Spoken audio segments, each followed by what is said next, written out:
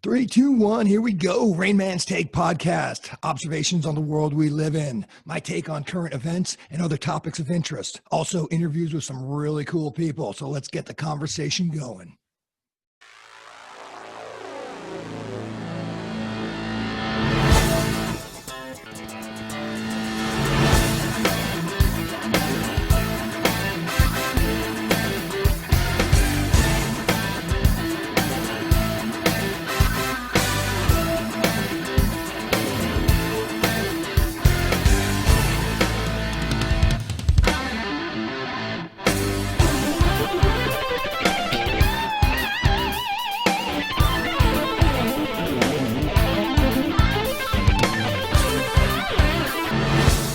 Hey everybody, it's the Rain Man. I want to welcome back my guest, Kevin Russell. Kevin, how you doing, brother? Brian, really good. Great to be back. Great to see you again. It's been too long. Yeah, yes, it has. I've had Kevin on a couple times in the past. Very entertaining conversations, very enlightening conversations. As you remember, he is an author. He also does energy healing and energy clearing to help people kind of work through some physical and emotional traumas. And it's always a very interesting conversation. So thanks for coming back. Pleasure. Before I get going, if you are part of the RAINMAN'S Take community, thank you very much. If you're new to the program, welcome. I know you're going to enjoy the content. So if you could, please go ahead and watch this video to the end. And also on the bottom right-hand corner of your screen, go ahead and hit that subscribe button. That's going to help me with the YouTube algorithms so that we can get this information out to more people and continue the conversation. So with that being said, I wanted to have Kevin back on just to kind of catch up with him and see what he's been doing. And just as a refresher, Kevin is a transformation guide, a quantum consciousness coach, and pioneering energy worker who helps people accelerate their awakening journey by removing the blocks that keep us from living our highest self to experience more truth, sovereignty, intuition, peace, fulfillment, and enjoyment in life. So, Kevin, why don't you just go ahead and kind of bring me up to speed on what you've been up to lately. I know that you've been very active on Instagram and the other social medias. And so kind of bring me up to speed on what you've been up to. Yeah, appreciate it. Doing the work, taking one step at a time. I like to say finding the being in the doing. And I'm not one that doesn't take my own medicine. And so it's that practice of finding the present moment, getting aligned with where I'm at, and then taking right action in the way that it makes sense. And sometimes it's getting those like social media hits where I'm like, oh, this would be really fun this would be a good way to illustrate what I'm talking about and be a good way to communicate. Other times it's evolving my practice, my approach to client work, creating programs, creating master classes. I just finished up with the California Institute of Human Sciences, a 4-week intensive mastermind around quantum consciousness training. Nice. And it was brilliant. It was really good. Yeah. Okay. Staying busy for sure. Well, very cool. So that's actually, every time I talk to you, that quantum physics, quantum entanglement theory tends to come up. Exactly. And it's so far over my head. But how you're using it and how you explain it is fascinating stuff. Go ahead and just kind of remind everybody. So the book is called Radical Enlightenment, My Guy on the Ninth Floor. And go ahead and just give me a quick recap of that book. And also, I have also noticed that it's you're starting to pop up in several more bookstores as well. So awesome. That's really cool. So just give a quick snippet about the book, and that's kind of how everything got started, right? Yeah. So real quick, half step beyond that, it all got started with me just wanting to feel better. And we were dealing with a lot of my wife and I were dealing with a lot of stuff in our relationship, and that was really the linchpin that launched us on all this. So where I'm at now, what I'm doing now is pretty unintentional. I was designer before this. I loved my career. I was making my own hours, surfing when I wanted, taking trips when I wanted. And I was scratching that itch of that, personal development, cleaning up my stuff, taking care of my side of the street. What's my responsibility in relationship, in communication, all those things. And that culminated in a massive enlightenment experience, reconnection experience in 2019. And then the book, saying I wrote it's pretty generous. It was really more of a download or a channel, and it all flooded out in 2.5 weeks. And it's the synthesis of everything that I've been interested in pretty much my whole life. So science, philosophy, theology, psychology, why we do the things we do. Right. And it's basically, when we boil it down, it's a handbook for personal enlightenment. And when I say synopsis, it does bring everything that we've collectively been entertaining on these types of self-realization, self-recognition, self-help journeys Right. of how we prime the system for greater expansion. So it's a tool book and a handbook and a guidebook for that journey. And it gets into some more challenging places, which I've had people describe as the framework for unwinding the triggers. And that's really what it's about, is getting freedom from the conditioned patterns, the programmed thoughts, the knee-jerk triggered reactional ways of being, and getting out of the noise and into the signal. Yeah. And each of us has our own signal. So it's just methods of really deepening that connection of inner knowing, inner peace, inner direction. And you constantly are saying this, that we're energy, that everything is energy and therefore everything is connected, hence the quantum entanglement and those sorts of things. Talk a little bit about that, because I know you essentially, that's almost, is it accurate to say that's pretty much kind of the foundational around how you help people work through things? Yeah. And a lot of times, because we are entangled with our stuff, it's emotional, Right. It's traumatic. We've had really gnarly things that we've experienced, and it's completely subjective. And there's no really comparison. I like to say one person's basic peanut butter and jelly sandwich lunch is another person's deadly lunchtime, because we never know what somebody else is going through. Yeah. So it's really getting to the core of what it is, and underneath all of those qualifiers, all of those labels and definitions, at the end of the day, it's energy. And one of the things that got me to that place of view, place of awareness, was a lot of research. And so I came across some information that basically every cell in our body, and now they've actually just, with a research study that came out about a year or two ago, found that actually brain cells can regenerate. For the longest time, we thought this gray matter was just, it is what it is. Once it's grown and formed, that's it.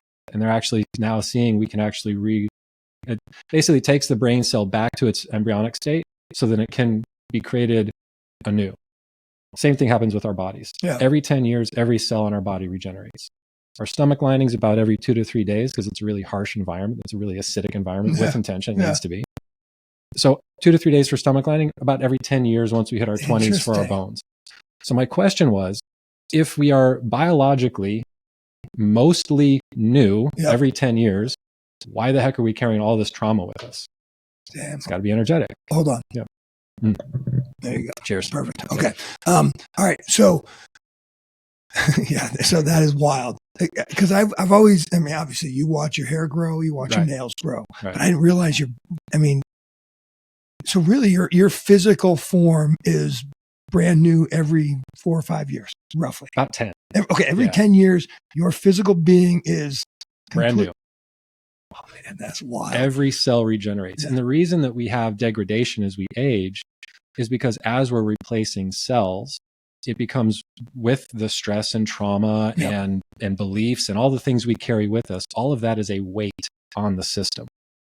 So if we were to completely lighten the load, lighten the system from this weight that it carries, come back to that natural balance when we're not absorbing energy from anybody else, we're not taking on other people's stuff, we're also not carrying the trauma and the challenges and the lessons we've learned with us biophysically, that gives us a lot more space to just be. And when we're just being, when we get out of our own way, get out of our stress, get out of this kind of, limbic system stress response we're always in, get out of a frayed nervous system and just a depleted adrenal and immune system, then our system can do its own thing. So we can live longer, live healthier, live happier, without all the states of dis-ease that we accumulate as we go through life. And you said one statement right at the end of that, and that was, it's the body changes, but the energy is the same. Is that what you said? Kind of explain that a little bit. So our mind body system is kind of our interface with the world. Okay. And the challenge that I think a lot of us have in these thought exercises is we're not recognizing that it's a yes and. We are the physical body and we are so much more. Okay. So you can think of it almost like we are the passenger, we are the driver of this vehicle. And without an owner's manual, which none of us really get, on how to actually use the physical mind-body system to our benefit, we grab lessons as we're growing up out of necessity. Sometimes it's, mom is absent and I She's not giving me the love that I wanted. Dad's working all the time. Dad's a narcissist. Mom is dealing with her own stuff. We absorb and we program all of it by about the age of 7 with kind of the baselines. Yeah. And then we continue to add programs, which we'll talk about as we get older. But those core processes are really the supercomputer that we create. And a lot of it colors our worldview, our conditioning, our programming, our thoughts, our beliefs, the labels we use for ourselves and others. I am this, you are that. Because the mind-body system is geared towards safety at all costs, survival. Okay. So when we get to a place of, well, I'm unhappy, I feel unfulfilled, I feel stressed all the time, our subconscious is like, sorry, buddy, that's a different department. I'm in survival and I'm the most powerful thing here. So you're surviving. So be happy with that. It's like, well, no, I don't want to survive. I want to thrive. Yeah. And our subconscious is like, you got to figure that out on your own. I'm here to keep you alive. So in some ways, if we're not actively looking at transforming our relationship to ourself, if we're looking at our mind-body system as a car, like we're in the car of life, we're not driving. We don't have our hands on the wheel. We're in the trunk and our subconscious is driving because it doesn't trust that we can keep us safe with doing new things, doing unfamiliar things, because our system thrives on what it knows. How do you override that? Because obviously, if you didn't, you'd just be in your bedroom all day long. And I joke, I said, if our subconscious had its way, every single one of us would be on some type of a mood stabilizer underneath a weighted blanket, Ben and Jerry's on the couch, and just binging Netflix because we're safe. Yeah. So the way to override it, there's a couple different ways. And one of my favorites is just taking it head on. Yeah. So it really does benefit us to start becoming the steward of our environment. And by environment, I mean what we perceive as the internal environment. Okay. And this is where we get into kind of some different layers of reality. So we think we are the thing, we think we are this body. We're actually the engine that animates the body. So if you go back to like Carl Sagan with his Mysteries of the Cosmos, he's got a 4D tesseract that he holds up. And it's basically a 3-dimensional cube within a 3-dimensional cube. Okay. That's us. We come into life and we are basically having a 4th-dimensional experience within this 3-dimensional form. Because it's a yes and. We are this physical form. We are also spiritual. We are also non-local. Because our consciousness, we can think about another person and then they reach out. Yeah. And so we're not confined to the brain. We actually can go far beyond that with just our biological systems. We don't really need to add technology to be able to utilize these amazingly advanced technological bodies, which we're already in. Well, and that's actually one of the things that I wanted to kind of sort of a path I wanted to follow today. And that was in our modern world that's it, not that it's frowned upon thinking that way, but it's almost like everything around you, all the stimuli around you is moving you further and further away from that. Right. I mean, and exactly. I'm going to do this real quick because this was very, very interesting. So Marcus Aurelius, the famous Stoic, Roman emperor, I'm going to read this quote that he had because this kind of is kind of right in the wheelhouse here. Let me just bring it up here real quick. Hold on one second, brother. So Marcus Aurelius said this, and the quote is, okay. The title of this particular page in the book called The Daily Stoic. Yeah. I highly recommend it if you haven't got it and if you're interested in Stoicism. The page is the headline of the page is a mantra of mutual interdependence. Meditate often on the interconnectedness and mutual interdependence of all things in the universe. For in a sense, all things are mutually woven together and therefore have an affinity for each other. For one thing follows after another according to their tension of movement, their sympathetic stirrings, and the unity of all substances. And that's from Marcus Aurelius, his Meditation 6.38. And if I didn't know any better, and I don't, that sounds an awful lot like quantum entanglement theory. Yeah. And so getting back to my original question, that was back then they knew about it. Mm-hmm. And then when did it sort of kind of start to fall off in our modern world? And what are some things that we can do to kind of get back on track if that's what we're looking to do? Yeah. And that's really it. we've known these things since forever. Lao Tzu, the Tao Te Ching, Marcus Aurelius, the great philosophers. The information has been there, and I feel like that's part of our knowing. When we didn't have science to the level we do now, as far as a descriptor of, well, what is this, whole quantum thing? So it's just a label. But I find the knowing. I feel like the knowing, especially in the last 150 years, and we kind of got to this in our last conversation, really kicked off with Rockefeller and the robber barons of the late 1800s, and the complete takeover of the healthcare and education systems in the United States. Because we stopped looking to educate in order to gain greater function, in order to become, expand and become better and challenge ourselves. It became a desire to create educated enough factory workers to staff the factory and make the money. Yeah.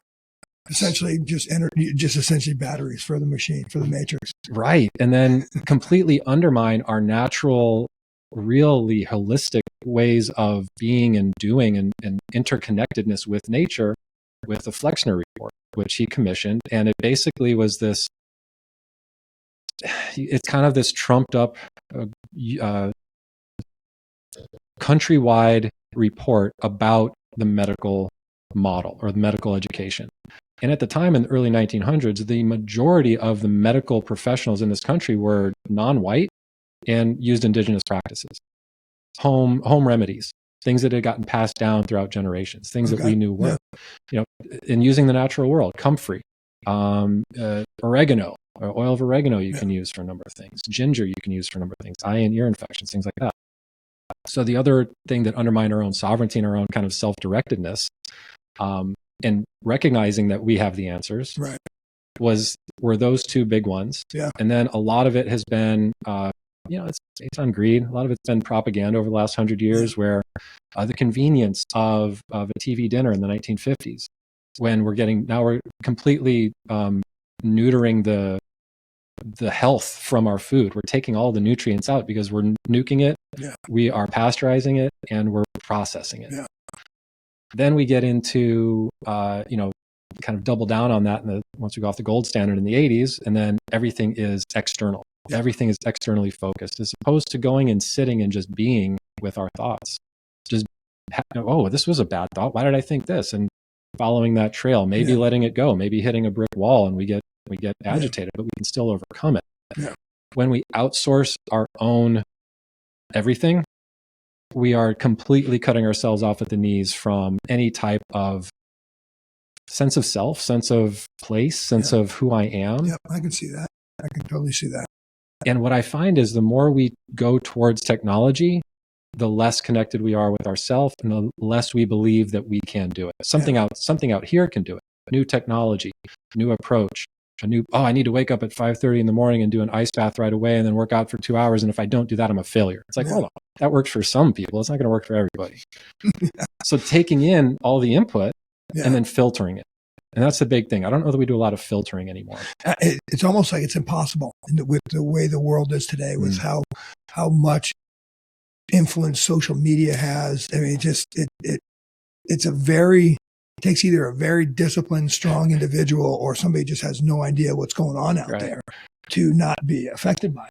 Well, and then also, like, a lot of times we just see what's on the surface and we are compelled to do things, and we don't really, to your point, we don't question or we don't ask why is this? Why am I feeling this way when I do these things? It's just, everybody's doing this. And we're perceiving that everything's moving so fast that we need to do it too. Yeah. Otherwise we're going to miss the boat. Yeah. It's that fear of missing out. So one of the best things I think anybody can do is test ourselves and look at it with giving yourself a challenge just to see the outcome. So I call this inner anthropology. Okay. We're putting on our pith helmet. We're becoming our inner Jane Goodall. But instead of observing chimpanzees in the wild, we're observing our internal state of being. Our thoughts, our feelings, our emotions, physically how we're feeling in the moment. Yeah. And that's the interface. Yeah. That's the interface between our physical body and the energy that we all are. And so if we can start to clean up the interface and work with the system more, then we aren't trapped in a prison. Then we turn this thing into basically superhero juice. Yeah. And then we can turn on all of these amazing natural abilities and talents we have. and we can find that peaceful presence, non-attachment, that stoicism place, the middle way from Zen Buddhism, much more efficiently, much more regularly, as opposed to it being this one thing that I did that one time and I've always wanted to get back there and I don't feel like I can. Right. It's bringing that mountain into daily life. And that's essentially what you do with your clients, that help them kind of figure that out? Yeah, it's really twofold. One is that subconscious intervention. And with that, we can, past, present, or future stressors and perceived traumas, we can eradicate energetically at the subconscious level, help to repattern, reformat beliefs at the subconscious level. Because a lot of us grow up with faulty beliefs. Yeah. I'm not good enough. I'm not worthy. I'm a piece of crap. I'm unlovable. I'm not good enough. I don't deserve X, Y, and Z. Right. And the challenge is our thoughts become our beliefs and our beliefs become our reality. Yeah. So if we think a thing long enough, then we are going to get that thing. And so it's becoming more conscious and aware of the internal state, really putting down becoming the gatekeeper of our thoughts. And for me, trying to stem that tide is kind of a challenge because it can be a flood. Yeah. And I work with a lot of people who have practiced meditation, and what I usually tell people from my own practice is I used to get stuck in crosstown traffic in meditation for at least 20 minutes. Thoughts just like I'm sitting in the middle of a four-way intersection and there is no stop signs. It's just going. Yeah. So there are practices that we can do that really shorten the duration and almost can effectively eliminate that noise for a time. And then with practice, that noise just goes away. Yeah. Like I don't have too many thoughts anymore these days. If I saw this thing on TikTok, somebody's like, it was a younger girl. She's like, what do you do when you're just sitting in a room and it's quiet? What goes on in your head? And this musician pulled up and he was playing this song. I can't remember what it was, but I was like, there's just nothing. I'm just sitting. It's like, that's awesome. There's birds. This is great. It's taken practice, and a lot of practice. I can see that because it's tough to do. And lightening the load. The mountains that I put down are like equivalent to the Himalayas. Yeah. Every one of us is carrying an equivalent load in some degree. Yeah. So it's really doing the hard thing, like holding the thing up that I didn't want to look at, moving through it, letting the emotions rip, because after all, that's the pressure release valve. We have them for a reason. Yeah. A lot of us are trained, especially with, maybe your greatest generation boomer parents, a lot of us are trained to stuff that thing down.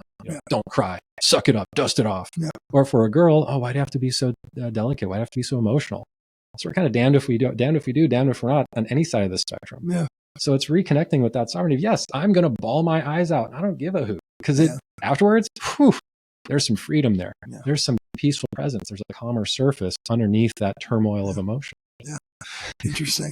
All right. So one of the things I wanted to, there's a couple things that you talk about in some of your threads. One is the mind, body, earth suit. And then the other one is that we are all electromagnetic. Oh yeah. Are those the same? Are they different? What is the mind, body, earth suit? So I assume it's just our carbon life form. You got it. Yep. It's everything. The mind, body, earth suit is everything besides that spark of us, that essence, that fractal energy of the universe, that the isness of us. Yeah. You could call it the soul. You could call it the spirit, and the conscious mind. I look at the conscious mind more of like Grand Central Station. There's a lot of comings and goings. There's a lot of travelers. There's a lot of information. Right.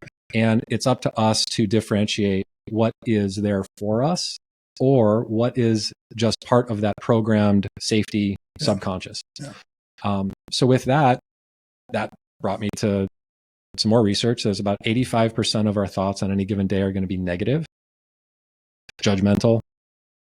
If we're judging, if we're comparing, if we're pointing a finger, if we're pointing the finger at us, it's a negative thought. About 95 to 98% of the thoughts that we have on any given day are going to be a version of something we've thought before. It's going to be repetitive, a loop. Mm-hmm. So I was like, all right, well, that's ridiculous. I'm just going to stop listening to anything I'm thinking. If that's what, that's how much the stack is, or the deck is stacked against me, I'm just going to start feeling instead of thinking. Yeah. So I trained myself how to self-muscle test, how to use my body as a self-diagnostic. And this is where we get into that differentiation within ourself of inside and outside. So the things that we feel like we experience on the inside, the emotions, the physical, mental, spiritual, and emotional states of dis-ease, pain, right. those are still happening on the outside because they're happening within the physical form, but outside of that isness, that spark that is us. Okay. And we don't recognize we have that potential for relationship because we're so enmeshed with life. We're redlining life. Using the car analogy, it's like we're the hood ornament. Yeah. And we're just like, we're going 90 down the freeway. And it's like, this is crazy. What am I doing? Instead of shifting to that driver role, that driver perspective. Yeah. So part of that earth suit is looking at our mind body, looking at the body through the lens that we are all clairvoyant, we are all clairaudient, we are all telekinetic, we are all mediums, we are all we can all bend spoons, we can all astral project. We've got all of those things. Like if we were a product on a shelf, those would be some of the highlights, like new and improved. It's got all these cool things. The aspects that keep us away from accessing those are the trauma, the beliefs, the conditioning, and the boxing in of life. And it's generational. It's trickle down, unfortunately. So our parents were limited, their parents were limited. And a lot of it before modern society had to do with survival. It was like, when we were subsistence living, it was like, hey, did we eat today? Yeah. So there wasn't a whole lot of time for rumination or these types of things. And there is an enlightened quality to that type of living as well.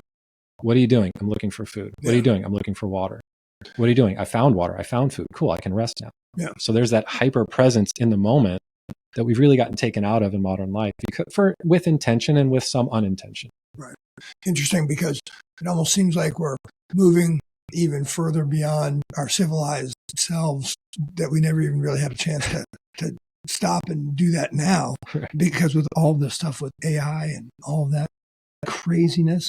And that's the rub, where it's the opportunity to recognize that we are all already enlightened. Yeah. We are all already there. We are all already whole and healed on the inside. It's these barriers and I call them sediment layers of trauma and belief that get in the way of that natural state of peaceful presence that's always there. Yeah. And when we try and substitute that for technology, or when we look to something outside of us for an answer, that's when we get knocked off our game. Because technology is just a reflection of where we are at collectively. Right. And the funny thing is, you could, from that lens of, we are this quantum energy that is, meshed with the light of the quantum energy, the Higgs boson field from CERN. They call it the spark of life, where you can actually see light connecting and becoming or intermingling with matter. Yeah. So from that standpoint, when we are looking we're like, oh, AI, it's the silicon-based intelligence. We're a carbon-based intelligence. We are kind of AI ourselves, just a biological AI. Because a lot of the things that make up our reality are learned.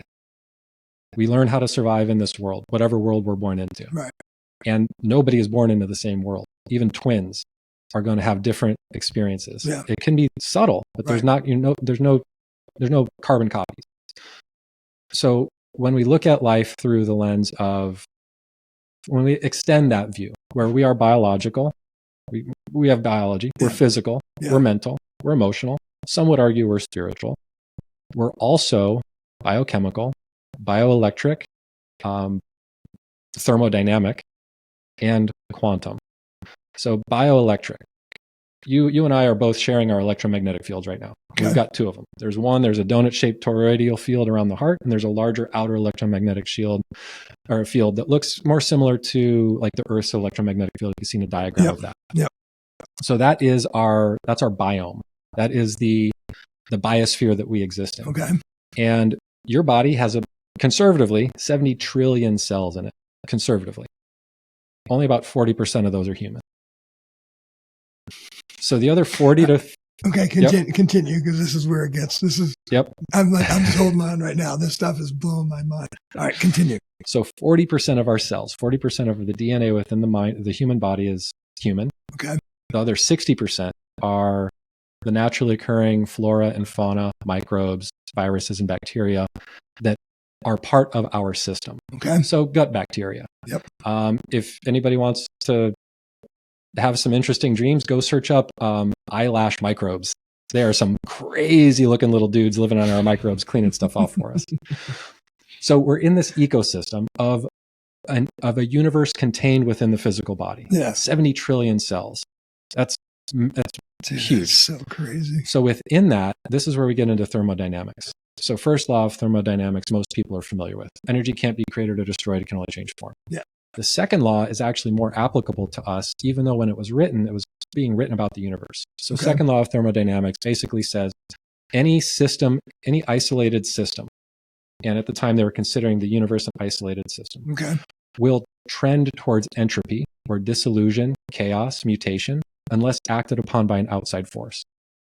So when we're thinking of the universe expanding, it's the structure of the universe is breaking down potentially. Okay. If we're not in expansion contraction, if we're just in expansion, eventually all the stars are going to be so far apart we won't be able to see them. There's just going to be darkness. Right. Within an isolated system. So we are a universe within the universe. 70 trillion cells that make up this body, and we think we're just one thing, but we're actually so many things. Yeah. The same laws apply. So this system in isolation will trend towards entropy, dissolution, chaos, mutation, dis-ease, disease, mental, physical, emotional, spiritual, unless acted upon by an outside force. So we take in energy our whole lives by beliefs, by catching grief from mom or dad, by actually physically being, mentally, physically, emotionally being assaulted by anybody. Yeah. Our system absorbs that as game plans or blueprints or an operating manual of how to respond to our environment. Okay. And it happens in a fraction of a second and we're not conscious of it. And then because we're not conscious of it, we're not aware of it. Then we experience the symptoms that our system is triggering because of that. And all we're trying to do is douse the symptom. So nothing out there commercially today gets to the root cause. Most of it is symptomatic, tempering. Like I just saw one the other day. It was a commercial for Prilosec. And this woman's like, oh, my heartburn's so bad. I have heartburn every day. Nothing works until I found Prilosec. That did it. I'm like, wait, but why are you getting heartburn in the first place? Exactly. So it's getting to those deeper layers, getting to that more internal freedom. Electromagnetic, thermodynamic, quantum. So let's say you're parentified at an early age by a parent, or let's say there's an absent parent, so you're not getting healthy love signals. That becomes trapped in entanglement within our system. So quantum entanglement. We have an experience, we move away from that experience, but that experience stays present within our system because we're entangled with it from the past. Okay. So that's entanglement, and you can also think of it as superposition. So quantum superposition is when there's a mirror of another thing. And so when you're stuck in superposition, you're stuck in orientation. So a lot of times when we're doing research, it's looking at individual atoms. And when an atom comes in contact and moves away, it stays in orientation, no matter how far it's separated. Okay. So we have an experience, we're overly parentified, and then we start to try and we get older. And then next thing you know, we start having relationships where we become kind of the parent in the relationship, even though it's supposed to be a partnership. We get in experiences where we look at needing to people please or to be the person that does everything for everyone. Right. That's quantum entanglement and superposition, because those aren't our programs. Yeah. We absorb those programs from mom or dad, but we've carried them with us because they're trapped in the electromagnetic field. Electromagnetic field interacts with our physical body, and our system communicates with us through the physical, mental, emotional, and spiritual. Wow. So it's a lot. It's heady. But once we start to get into practice with it, and once we start to catch the faulty thoughts, once we start to catch the reactions that our system is so easy to fall into, because again, all our system wants to do is keep us surviving. Right. That's when we start to transform our relationship to the body we're in. Yeah. And then we can create an entirely new reality for ourselves. I love it. So AI, advancements in technology and science, the first thing that comes to my mind when I hear something like that is like an avatar. As will it eventually get to that point where we'll have an avatar somewhere else in the universe or on a spaceship going to Mars or whatever? Right. And how does that, does that have anything to do with what we're talking about here? Or is it Yeah. Am I just off the wall a little bit? I mean, if we really drill it down, we are an avatar. Like you said, because your body changes every. We are the engine that's driving this thing. Yeah. So in that regard, we are an avatar. Now, when we get it, now we're talking about science and being able to extract our consciousness from this physical form into another something else. Now that's interesting. That's some entertaining spaces. Where do you think that's going? Where do you think AI is going? I think AI is going to Terminator 2, where in 50 years they're going to come back and they're going to go to the building up in Silicon Valley, the one that first made the hand, right, and destroy it. So it's interesting. I was thinking about this when I was on the way over here. It is happening so fast. Right. The technology is moving forward so fast. So to me, this goes back to the separation. When we're separated from ourselves, we look outside of ourselves for the answer. Right. And when we are very, very smart, we start to create the answer outside of ourselves. The challenge is the answers that we create outside of ourselves can only do what we program it to at the level of consciousness we're at. They have to be the servant, not the master. Well, and also in the challenge, not only that, but the challenge is we're limited by our perception. So if you look at facial recognition, a lot of facial recognition built in Silicon Valley is really good at recognizing lighter skin faces, awful at recognizing darker skin faces. It was programmed primarily by engineers with lighter skin faces. Yeah. So there's a lot of bias that goes into AI, especially right now, because it's not being created from a holistic place. It's not being created from a place of abundance or recognizing that, okay, in this moment, I have literally everything I need. Because we're so distracted from the moment out of function from our system, and we don't even recognize it. So we just go about business as usual, creating things to try and solve the equation for ourselves. So the three most interesting expressions of AI I'm seeing right now, for better or for worse, one is with Elon Musk's Neuralink. They haven't had much success with keeping test subjects alive on primate studies, and now they have human volunteers. Explain that to me. What is it? So my understanding of the Neuralink is basically it's an implant device that connects you to like Wikipedia, basically. Okay, so it's adding basically a database into your or a storage database into your head. That's I don't know if it's downloading it into your head or just the Neuralink is the interface to the database where you can actually think a thought and then have an answer. Gotcha. I think that's my understanding of it. That's right. Wow. Which is cool. But at the same time, does that serve us? Right. Does getting an answer immediately serve us more so than having to think about it, having to break it down, parse it, and make it make sense to us? Yeah. So it's kind of, it's kind of lazy in a lot of ways. And to that point, I think it undermines the human experience. I agree. Because if we know everything, then there's a large chance that we are going to get even more complacent. Yeah. Yeah. And then build things that are going to help us stay comfortable. Right. And eventually those things are going to, it's mind blowing because a perfect example. I mean, I can't imagine a factory worker's got much longer left with all the stuff that's going animated or automated. Automated. Yeah. Well, even fast food. Like there's kiosk automation. There's the entire back end restaurant they've created automations for now. They actually have them up and running. Wow. Yeah. So a lot of that, and so this is again, it's an opportunity and a challenge. And within any challenge, there is always an opportunity. Yeah. And it's up to us as individuals to recognize that at our life level, and then also at scale. So I do think these types of automations are really positive for humanity because at the very least, we're going to have more time. We already have more time. We've got all the time we want now. But is that a good thing if people are not using that effectively right now? What do we do with it? Yeah. So well, again, this is where it comes down to that individual experience. Right. So one person can experience that and they're like, listen, I'm just going to sit on the couch and watch TV all day. Right. Cool. Enjoy you. Another person could have this time and freedom and they go study. The younger guy I know during lockdown, he was in high school and not much going on, quiet time. He decided to learn Japanese. over lockdown. Yeah. He's just like, I'm just going to take online course. I'm going to learn Japanese. So it does come down to that spark kind of who we are. Do I want comfort? And most of us are geared towards that. Right.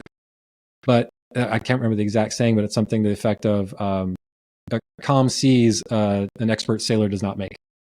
And so internally, like getting into the thick of it and unpacking those rough seas gets us to that place of calmness, gets us to that place of non-attachment, gets us to that place of everything's okay right now. And I've got a good idea of where I'm going. And I'm going to find, going back to what I said in the beginning, going to find that being in the doing, the beingness as I'm moving forward in life. So we got the Neuralink. Klaus Schwab with the World Economic Forum, he's got a whole other one where he wants to do wearables that can help us know what somebody else is feeling or thinking. And I saw this clip and I'm like, we already have that technology within our system. We don't need something artificial for that. We can do that. We just need to get more sensitive to our own system so we can recognize the cues in another system. And then the gnarliest one right now is BlackRock. That is the gnarliest AI. And the story is kind of wild. I'm not sure if you've... I don't. Okay, real quick. Go ahead and scare me. Larry Fink in the 90s, investment banker in Wall Street. Nobody was really hiring because he had this newfangled technology that was supposed to outpace any trader. And that became the foundation for BlackRock.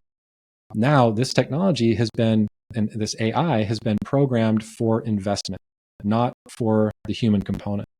Interesting. And what we're seeing now is BlackRock and subsidiaries are gobbling up residential property throughout the United States. So it's creating this massive imbalance. And I've talked about that on several occasions. Okay. So that's a prime example of, I think in the moment, well-intended, this guy's intention with creating this was to create more money for him and more money for his clients. The challenge is when we kind of set it and forget it, or we start looking at, oh, you know what? There's asset classes everywhere. I don't need to stay stuck to the markets. That's when things get wild without that compassionate oversight, without the humanness, that human aspect quality to it. And we're seeing it globally where we're back in this dehumanization of one side or another with global conflicts and regional conflicts around the world. Instead of stepping back and saying, no, nobody's right. Like there is no rightness in killing each other. There's reaction, there's separation from self. And that's really where we get into this pointing the finger, boxing each other in, looking at absolutes, like you're either with us or against us. And then in a relationship, when we get into a fight, you always do this. Oh my gosh, you never support me. That's not even us. That's the subconscious. Right. We're not consciously there. We're having a stress response. So it's disentangling us from the stress response, which can pull back the lens and help us see the lay of the land more clearly, as opposed to this, like, just like we were talking about with social media. We're just like, we're panicking. We have to keep up with it so much. We don't feel like we've got time or space. Something that you said caught my attention. Are humans, are we, because you take guys like Marcus Aurelius, the emperor of Rome, subjugated and killed a lot of people throughout the Roman Empire, but he still felt like those sorts of things that were all made together. It seems like can both those, the reality of realpolitik and what's going on in the world, and us trying to figure ourselves out and figure out everyone else and sort of have that human interaction, human relationship with everybody. And yes, wars are bad, but they're about as constant as taxes. So it just seems like it's a very weird bipolar that the human experience, you know what I'm saying? That's part of the duality of man. Yeah. That's part of, and one answer to a question that I've come to, and a big question is like, what are we here for? Right. What does this all mean? And at one level, we can look at it like a really simple answer. And that answer is we're here to experience the contrast and let go of resistance or attachment to the contrast. That's all we're here to do. Okay. Explain that, because I'm not following. So the contrast is everything in life. Okay. It's the most uplifting puppy or baby video we've ever seen. A baby just laughing its head off, playing peekaboo with dad. It's looking at the contrast could be war, it could be famine, it could be it's human trafficking. And when we look at these things externally, we tend to judge. This is bad, that's good. Right. I align with this, I don't align with that. And even when we're making conscious judgments like that, we're still putting ourselves off balance because we're giving ourselves over to defining something as good or bad. But everything is duality. One person's freedom fighters, another person's terrorists. It all depends on perception and perspective.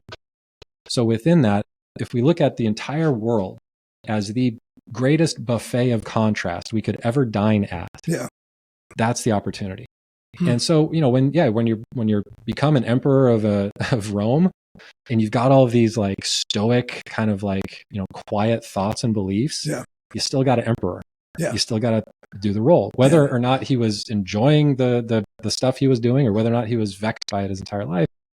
Who's to say? Right. But it was the role that, or it was almost the aspect the role defined or required. But again, it's a choice.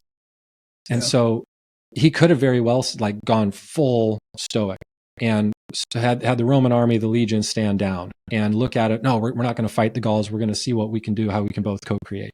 He very well might have been assassinated, because other people's desires become involved. And so that's why it's always a good question of like, is this serving me? Whatever I'm doing right now, whether it's education, whether it's a profession, whether it's a behavior, whether it's a thought, does this serve me? And in the direction I'm going, am I trying to get away from something, which is going to tend to be a reaction, not going to be making conscious mind decisions? Or do I have an idea of where I want to go and I'm taking steps to pursue that? So a lot of this it's subtle, and it's a yes and. So we can choose where we orient, we can choose what we give our attention to, and we can choose what inputs we want to allow to come within the system.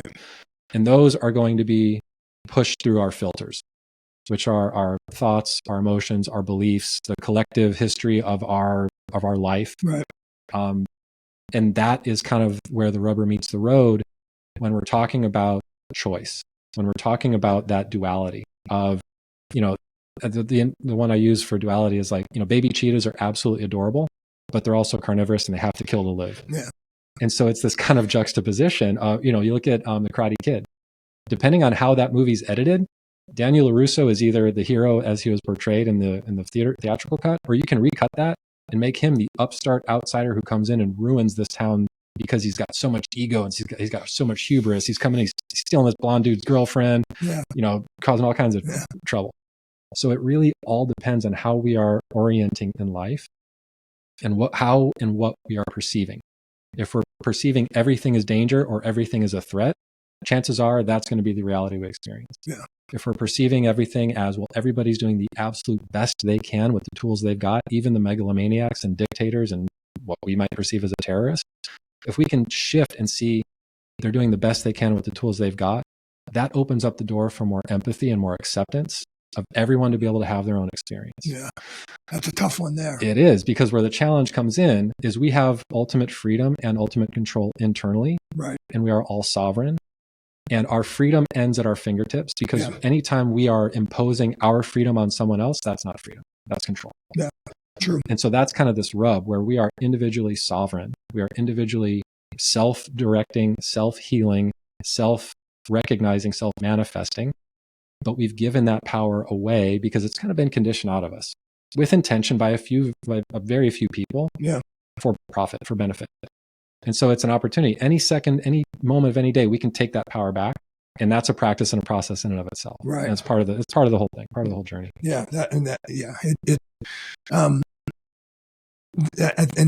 So talking to you and kind of learning a little bit about what you do and how you help people, it's strange to think about that in the modern world. You know what I'm saying? And so, do you see that? Do you see that? Is it still going to have a place as we move forward, as we get more and more technologically advanced? I think it's going to. Well, this is the great thing about freedom, is that there's, I was going to say it's going to be. My initial answer was going to be, it's going to be required to have this sense of seeing ourself in another, which is a word. It's a term called sonder. It's recognizing that every single human on this planet is living as rich of a first person hero's journey as we are. Okay. The other aspect is really getting out of judgment and getting out of comparison. Yeah. Because judgment and comparison are the bridesmaids of misery. And so if we're judging if we're judging ourselves or others, we're comparing ourselves to others, we're never going to be satisfied. We're never going to be happy because there's so much contrast out there for us to volley ourselves against. Right. Instead of recognizing nobody is you. Nobody in this planet is you. Chance of being born human, 1 in 400 trillion. So you have a greater chance of winning the lottery right now than you did of being born human. So you think of all life in the universe. Oh, okay. Got it. Okay. All life everywhere. Yeah. And that's conservative. They're actually estimating it's way more than that. So if we look at from that standpoint, every single human on this planet, all 8 some billion of us, are absolute miracles. Yeah. And what are we doing with this miracle? We're fighting over nonsense. We're looking at things outside of ourselves for our fulfillment, for feeling loved, for feeling whole, for feeling complete, for feeling human. Right. And we're outsourcing everything. So I think the more that we all individually come back to that, our own answer for our own selves, whatever that is, of how do I find my wholeness without trying to fill it with something out here, that's going to really help to meter a lot of the direction things are going with very powerful people. The beautiful thing is a lot of it's being exposed. And a lot of the kind of the behind the scenes things are really coming to light. Right. And I think that's a good thing. It's a hugely good thing. Yeah. And that's really, we look at the internet like, oh, internet and social media, it's good, it's bad. Again, it's judgment. It's what we do with it. It's a tool. Right. Just like AI, just like our bodies. Right. It determines our actions and how we do things determine the quality of experience that we have. It's not where we're going. Yeah. It's not what our goals are. It's the quality we experience on the journey that determines the quality of life we have. And so it's like, it's the cliches, and they're all cliches for a reason. The journey is the goal. Yeah. It's like the more we search, the more we search outside of ourselves, the less we find. The more we search within ourselves, the more we find. Yeah.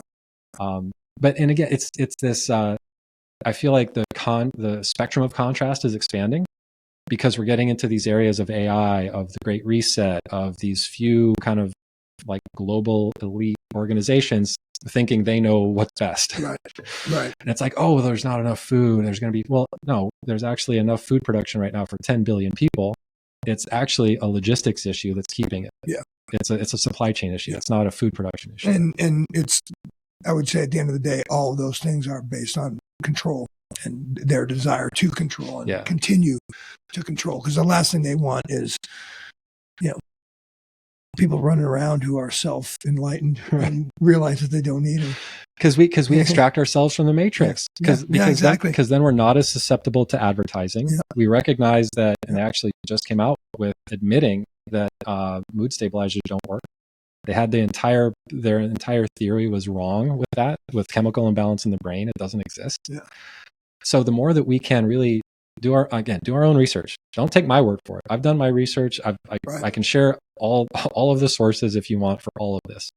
But I find the more that we can do for ourselves, again, going back to AI, instead of just getting the answer, the more that we get through the search, the more impactful it is for us, instead of just having something handed to us. I totally agree. And it the way the world's going right now is basically a movie. We've seen these movies before. The other one is Star Wars, right. highly sophisticated technological universe. And the Jedis were more focused on, what's going on inside and their relationship with everything around them. And that's the rub. And it comes down to perception. Yeah. And so when I'm talking about quantum consciousness training, if I'm talking to someone who's more religiously leaning, I'd say it's Christ consciousness training. If I'm talking to somebody who's more into sci-fi, it's Matrix or Jedi training. Yeah. If somebody's more maybe scientifically leaning, it's quantum training. Yeah. Because again, we're training our sensitivity to our energy. Right. And energy is emotion, thought, belief. And so the more sensitive and aware we are of the things that we're experiencing, the more we can do something about it. If we're living an unexamined life, then enjoy society, enjoy, the big Slurpee, enjoy the heck out of it. Yeah. And if we're finding ourselves sick or stuck or unfulfilled or just feeling like something's missing, it's because there is. Yeah. It's because it's just waiting for us. But I like to say we haven't really been doing this life thing right for the last 12,000 years because we've been in constant reactivity to everything, to our environment, to who we perceive as the other, to evil in the world. And so it's getting out of this reactivity and into response. Because if we're responding to something, we're not doing it from a knee-jerk reaction. We're not doing it from a place of deficit. When we respond, we're taking time to think, we're taking time to feel, we're taking time to maybe let go of some reactive things, and then we can respond more functionally. And that's really it. It's shifting from reaction to response. It's shifting from entanglement and just the things we think we need to and have to do. And shifting that thought. It's like, oh, I need to go to the store. Oh, I need to do this. I need to do that. And these needs, we're outsourcing our sovereignty. And so if we can just shift the pattern and shift the language we're using, that's a really great place to start. I don't have to go to the store. I get to go to the store and buy the things that are going to feel really good for me to eat. I don't have to go see my family. I get to, or not. And this is where it comes down to choice. Right. It's a slippery slope of obligation where it's like, oh God, I can't send my family, but I have to go to Christmas. No, you don't. There will be outcomes and consequences to that decision. Right. But if it's not right for you, that's okay. It doesn't have to be right for everybody. And our family of origin they're always the best example for us, but they're not always our family. They're not always origin. Yeah, exactly. I love it. And so we find the soul family, we find our energetic family, we find our CrossFit family, we find our Dungeons and Dragons family, whatever our thing is that lights us up. And this is where, again, we're getting into language. So you probably, and I might have said this on your show before, you've heard this, the statement, blood is thicker than water. That's not the full quote. You have, but say it again. The full quote is the blood of the covenant is thicker than the water of the womb. So the bonds we make in life, the friendships, the family we make in life because of our journey, because of our orientation, those bonds are thicker than the water of the womb that we come from. But when we look at just that snippet, it's the complete opposite meaning. And we use it all the time to cajole, to guilt, to keep people, no, blood is thicker than water. You got to stay with family. Well, my family's kind of gnarly. What if I don't want to? You gotta. It's like, well, no, I don't have to. But again, there's going to be outcomes. That to any changes decision. the whole thing. Everything. When did that stop? When did they? That would be a fascinating thing to find out when it got truncated. Yeah. I was doing a little research into this. I think it was over 100 years ago. I think it was around the turn of the century, the 1900s. Unbelievable. When it was just kind of like, and I think it was actually with intention. Like it was like, well, no, we're going to change this now, as opposed to just leaving it at its original meaning and let people take it or leave it. Yeah. Well, and again, now you're starting to get into control and narratives and directions that they want society to move into. And that's another important part. I'm really glad you came back to that. And this is the challenge with differentiating a human experience and looking at collective timeline. Because when we're having a human experience, we're right up against life. And it can feel, time is subjective and time is part of our three-dimensional space. So, if you have a lazy afternoon with a lover, it can feel like time stretches forever. Or if you're having an afternoon with a colicky baby, well, hold on, no. The nice afternoon that flies by, the colicky baby feels like it's been 5 days. So it's subjective. So control can only last, external control has a limited shelf life. And we've seen this across history. So if we look at the most brutal dictators, it can only last for a long enough time frame. Eventually that power, that perceived power, because it's a false power, can't sustain. And so these forms of control that we feel are so oppressive are very transient. And they're very, it's a tenuous position. And like you said, we're seeing that now with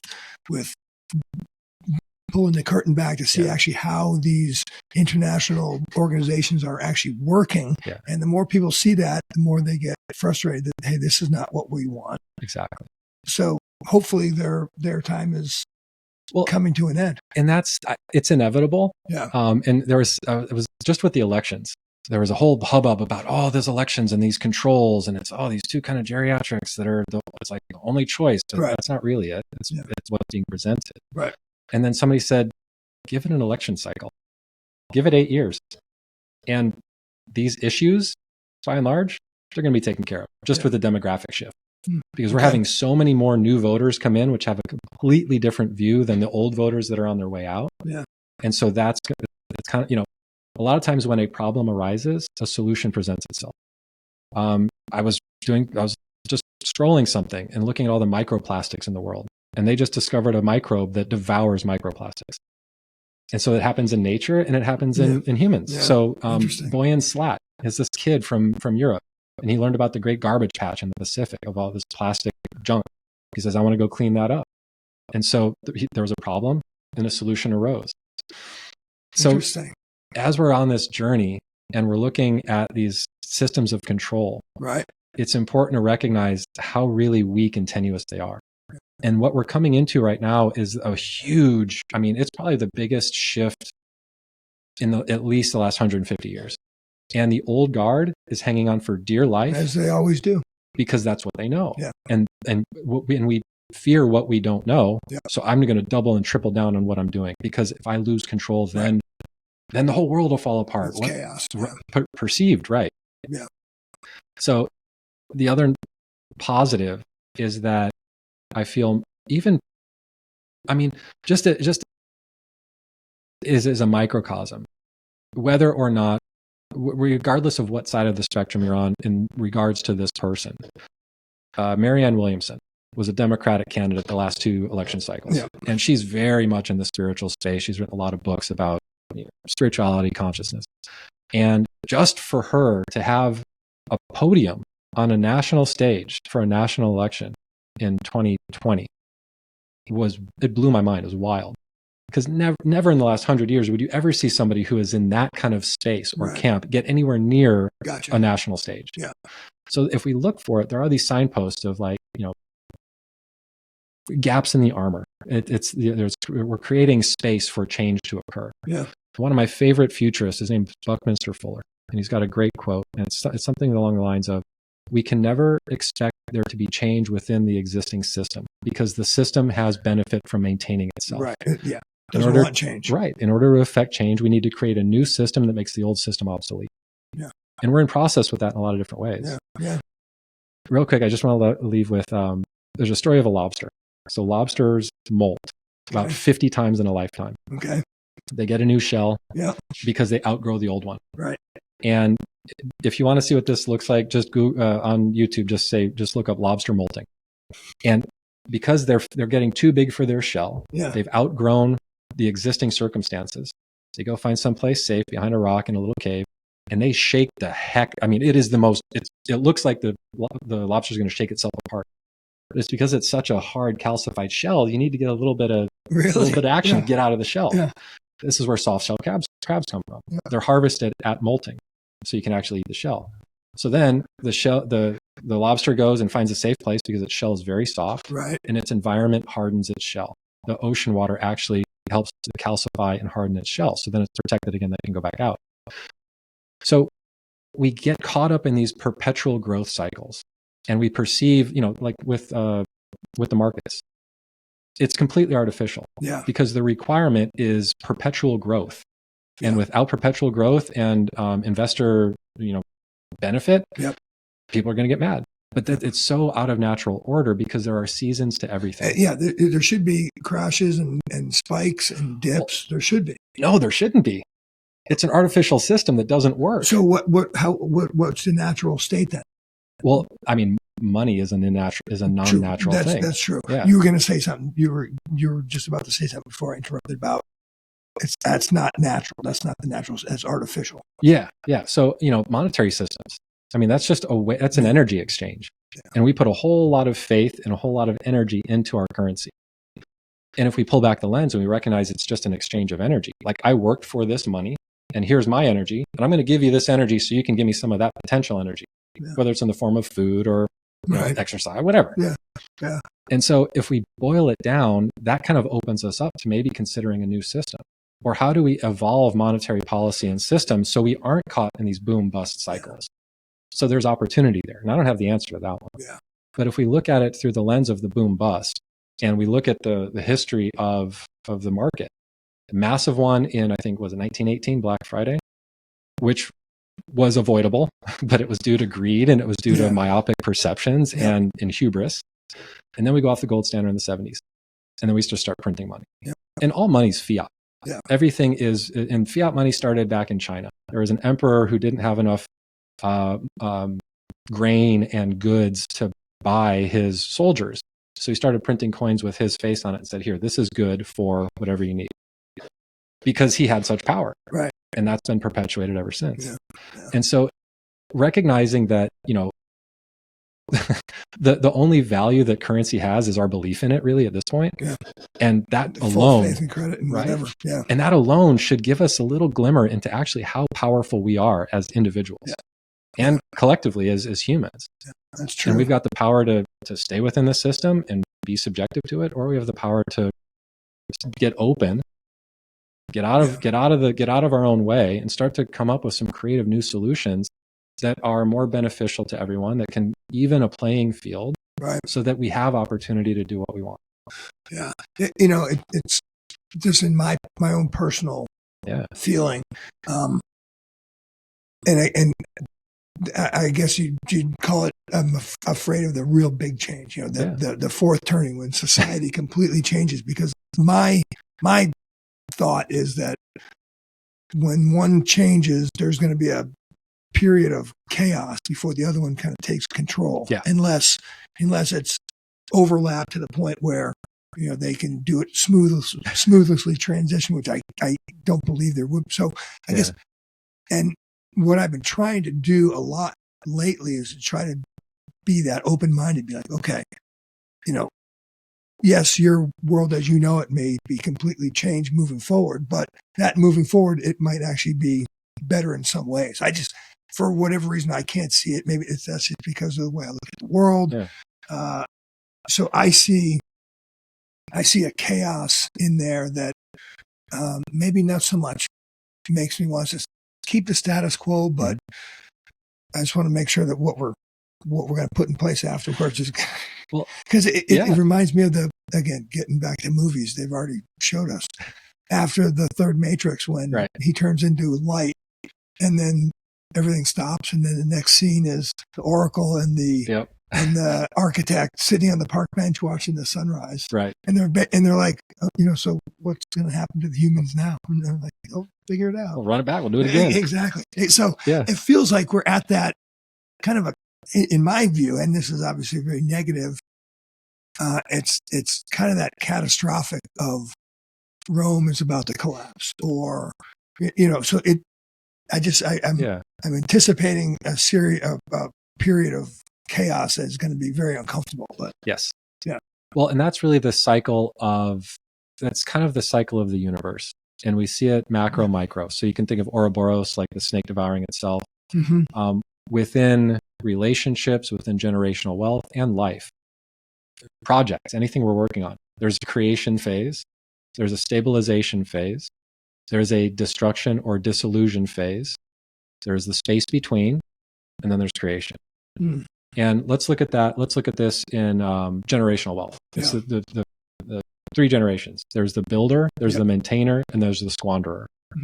Because by the third generation, you're born into it. You didn't have to go through the grit to get there. And I feel like that grit, like you don't get a pearl without a little bit of grit, and you don't get diamonds without pressure. And a talented sailor is not made on smooth seas. And we don't need to necessarily take these adventures outside of ourselves. We can take them within. There's plenty of turbulent sea within each and every one of us to keep us busy. So the more we navigate those oceans, the more we come to this more peaceful, present, non-attached way of being, the easier it will be for us to navigate those inevitable challenges with the cycle, with that cycle of creation, stabilization, dissolution, and the space between. So it's not so much for me what happens on the outside. It's with awareness to prepare, but without attachment. It's not like, oh, I need to do, because then we're off balance and we're not being. And that's I find myself, that's my natural inclination to do, and I'm having to work very hard to not think like that. It's a practice. Oh, it's 100%. 100. It is a daily practice. Because our system, and this is where we get into the power differential that we're dealing with. Our conscious mind, from a processing standpoint, operates at about 40 bits per second. So it's like a calculator, like an abacus. The subconscious operates at 20 million bits per second. So the system that we're living in, we are 500,000 times less powerful consciously than our system is. And it is with function. Like I'm looking at you right now, I see your nose. You don't see your own nose because your brain says, don't worry, that's there all the time. Don't worry about it. We don't need that. Yeah. If we didn't have these governors on our system, it would be impossible to drive a car. And even stepping outside would be too much light, too much noise, too much all. Right. And so through positive function, our system has created these governors or these kind of like suppressors so we can actually function. So we have a conversation, so we can do life. Yep. It can be too much of a good thing. And that's where it's that internal balance of how much are we going to give over to this very powerful system and just be in the trunk of life as we're careening off of things and taking dings and bumps and bruises and accumulating stress and trauma and energy. Yeah. Or we can take those steps, that daily practice of disrupting negative looping patterns, whether it's a feeling, whether it's a thought, whether it's a behavior, and making a different choice and consistently making a different choice. Yeah. It's like, if anybody has a toddler or has seen a toddler in a grocery store pitching a fit, and the parent holds out and holds the line until like 9 minutes, and then the parent gives in. All that has done is inform the child, I have to raise hell for 9 minutes and then I get what I want. Our mind body systems are the exact same way. If we just let it run, if we just don't have our hands on the wheel, our system's going to just be running through the store, grabbing candy, grabbing soda, blah, it's this little kid going crazy. Right. But the other way I like to describe it is like if you have a dog and a dog sees something outside and it gets a bead on it, and the dog's just like, it's hyper focused. And then you disrupt. Hey, come over here, treat or toy. And the dog's like, oh. That's the goal to get our mind body system back to. I like it. Yeah. So think about a last analogy I'll give you. Getting back to that more natural order, that more natural way of being. If a gazelle is being chased by a cheetah on the savannah and it gets away, does it spend the next 6 months commiserating and bitching and moaning to its herd? Did you see that? Did you see what almost happened? That thing chased me. I felt it almost smacked my back hoof. I can't believe that guy. I'm so mad at that cheetah. No. Once they're out of danger, a gazelle will have a massive full body shake off the adrenaline, shake off the stress, shake off the experience, and go right back to grazing. Yeah.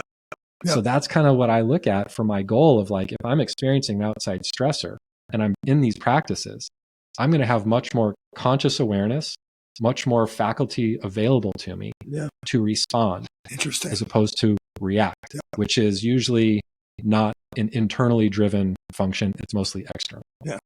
So that's kind of the road. But again, it's easier than you would think. It isn't one or done. It's not a magic pill or a silver bullet. So these are practices and interventions that take time. But again, if we looked at it through the lens of, well, how long did it take us to accumulate these beliefs, these stressors, these states of illness or dis-ease? A lot of times it's a lifetime. But we've been conditioned to like, can't I just take a pill to make it go away? Yeah. No, you can take a pill to suppress it and to increase the pressure before something has to give. Yeah.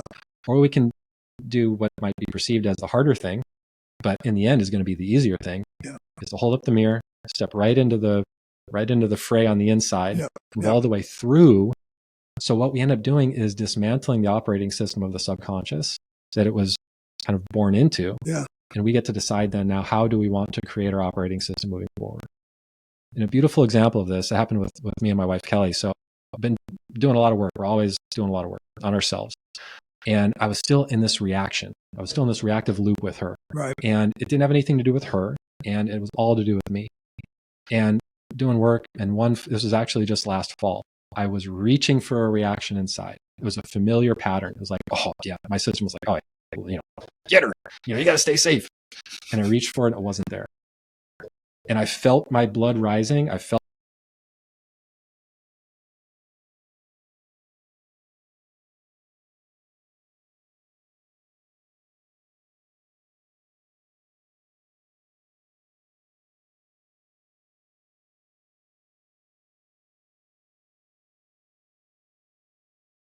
actually amazing.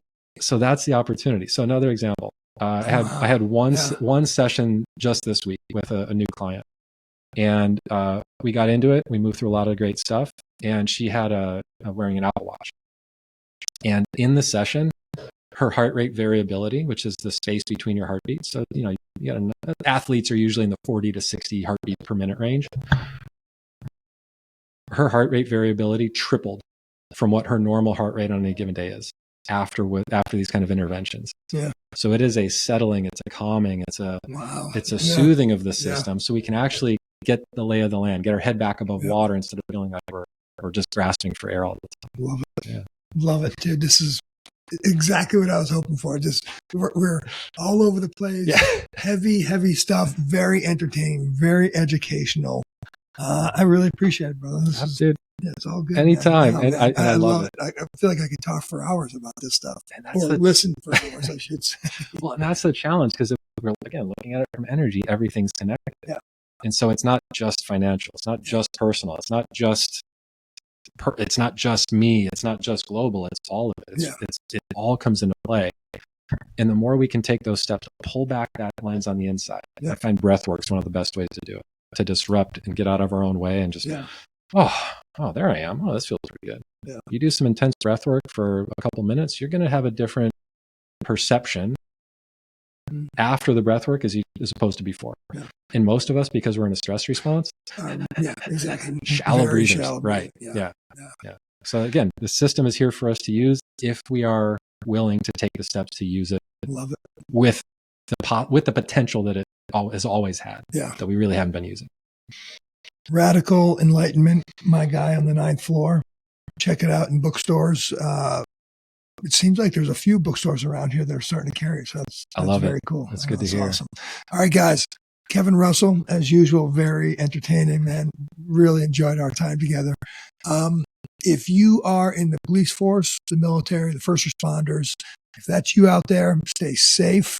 We really appreciate your service. This is the Rain Man for Kevin Russell. Thanks for watching Rain Man's Take, Observations on the World We Live In. If you like the content, don't forget to hit the subscribe button below. You can also follow Rain Man's Take on Instagram at Rain Man's Take. Also, check out our website at www.rainmanstakepodcast.com and send your comments to rainmanstake@gmail.com. Keep an eye out for future podcasts, which will be coming out every Thursday at 5 p.m. West Coast time.